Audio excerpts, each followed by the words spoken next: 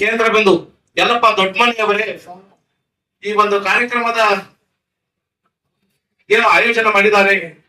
ಅಲ್ಲದೆ ತಾವು ಇವತ್ತು ಏನು ಈ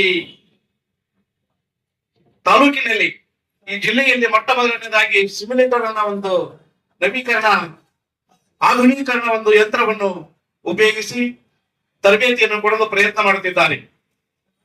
ಈ ಯಂತ್ರ ಏನಪ್ಪಾ ಅಂತಂದ್ರೆ, ನಾವು ಡೈರೆಕ್ಟ್ ಆಗಿ ವೆಹಿಕಲ್ ಟ್ರೈನಿಂಗ್ ಕೊಡೋದ್ರಿಂದ ತುಂಬಾ ಅಪಘಾತಗಳಾಗ್ಬೋದು, ಆಮೇಲೆ ಬೇಗ ಕಲಿಯಕ್ ಆಗಲಿಲ್ಲ.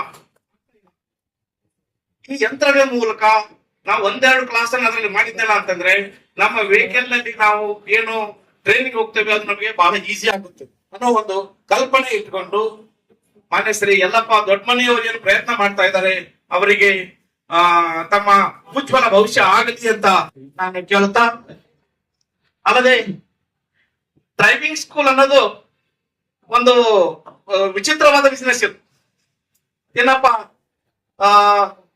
ಕಸ್ಟಮರ್ ಬರಬೇಕು, ಅವ್ರಿಗೆಲ್ಲ ತರಬೇತಿ ಕೊಡ್ಬೇಕು, ಸುಮಾರು ಕಾಂಪಿಟೇಷನ್ ಗಳನ್ನು ಎದುರಿಸಿ ಈಗಾಗಲೇ ಒಬ್ಬ ಹಿರಿಯ ಮಾತನಾಡಿದರು. ಅವರು ಈ ಜಿಲ್ಲೆಯಲ್ಲಿ ಈ ತಾಲೂಕಿನಲ್ಲಿ ಪ್ರಯತ್ನವಾದಿ.